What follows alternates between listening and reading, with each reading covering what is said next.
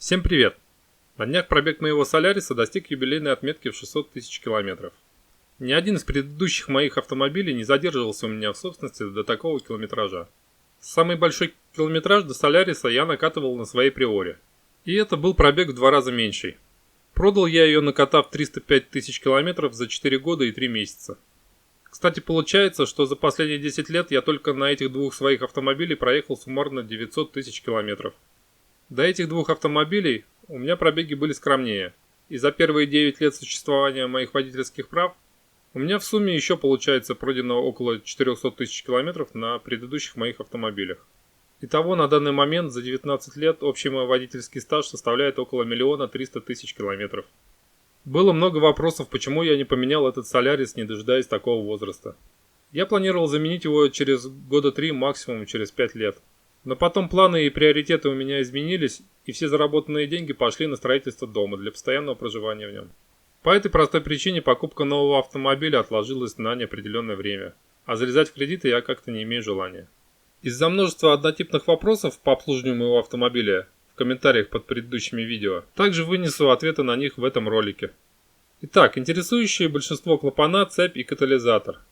Цепь я не менял, клапана не регулировал и не проверял их зазоры. Клапанная крышка двигателя вообще ни разу не снималась. Катализатор также я не трогал. Ошибок по катализатору никаких не выскакивало. И вопрос цепи, клапанов и катализатора меня как-то не особо все это время волновал. Я новую машину покупал исключительно для того, чтобы ездить и ни о чем не думать. А не для того, чтобы просыпаться среди ночи с мыслями, не пора ли избавиться от катализатора, чтобы не запороть двигатель. Или не пора ли поменять цепь по той же причине. Масло я меняю с интервалом, рекомендованным производителем, раз в 15 тысяч километров. Много комментариев с советами сократить интервал замены масла, что не работает масло все 15 тысяч, теряет свои свойства и так далее. Но я до сих пор не могу понять логику этой рекомендации со своей стороны. Вот мотор у меня прошел 600 тысяч километров, замены масла раз в 15. С мотором все отлично. Допустим, я внял советом и сократил интервал замены до 7,5 тысяч километров. Опять же с мотором все отлично. Что от этого изменилось? По-моему, только удвоились затраты на масло и масляный фильтр. И возросла себестоимость каждого километра. В общем, отказывается мой мозг воспринимать такую рекомендацию. Масло изначально заливаю такое. Заказываю обычно по 2 разным каталожным номерам. Просто смотрю, по какому из этих номеров оно на данный момент дешевле, потому и заказываю. Бензин изначально заливал 95-й, и экспериментов с 92-м не делал. И не собираюсь проводить такие эксперименты. Средний расход бензина у меня 6,3 литра на 100 километров.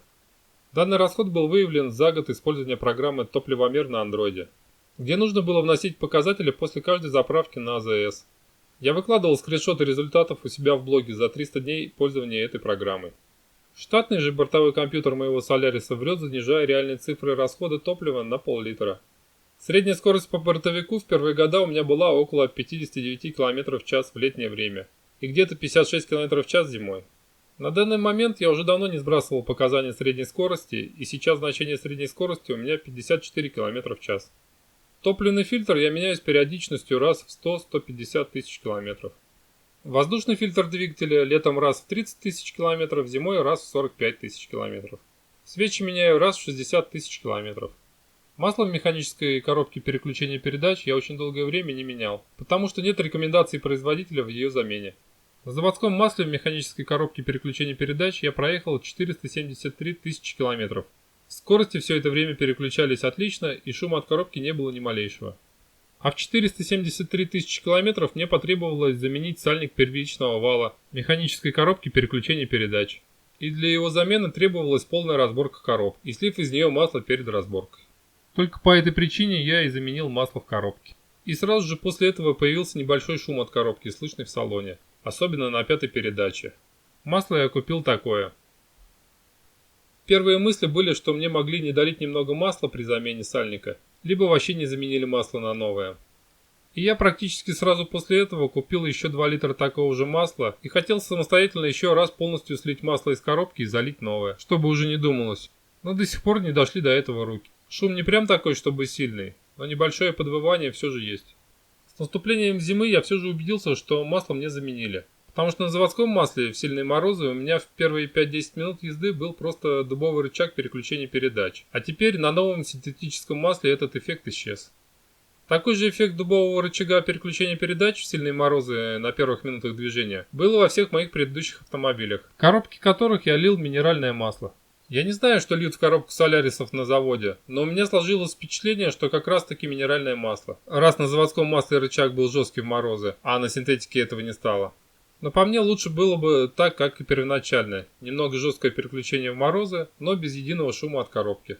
Так как у меня до сих пор стоят 2 литра купленного в коробку масла, думаю в ближайшее время его самостоятельно заменить еще раз. С небольшой надеждой на то, что подвывание коробки исчезнет. Производитель рекомендует менять антифриз на пробеге 200 тысяч километров, либо через 120 месяцев, то есть через 10 лет.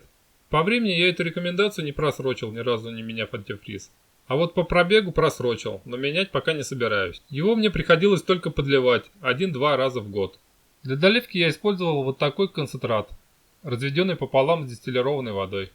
Жидкость в бачке гидроусилителя руля я также не менял ни разу. И ее доливка потребовалась только этой весной. Для доливки я купил вот такую жидкость. Думал, не поменять ли ее полностью, потому что приобретенной мной канистры хватило бы и для полной замены. Но проведя небольшой опрос среди своих знакомых автобусников, абсолютное большинство из них мне посоветовало просто долить жидкость в ГУР. Даже некоторые из них утверждали, что я только наврежу, если заменю ее полностью. Тормозная жидкость также никогда здесь не менялась, но несколько раз мне пришлось ее доливать. Когда вытаскивал обратный клапан сцепления, у меня вылился почти весь бачок. Также пару раз доливал при замене пыльника поршня заднего тормозного суппорта и раз при замене самого этого поршня. В общей сложности на все эти доливки тормозной жидкости у меня ушла целая вот такая баночка за все это время.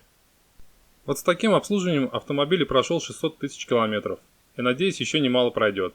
Ничего нового не изобретал, лишь старался придерживаться рекомендаций данных производителем.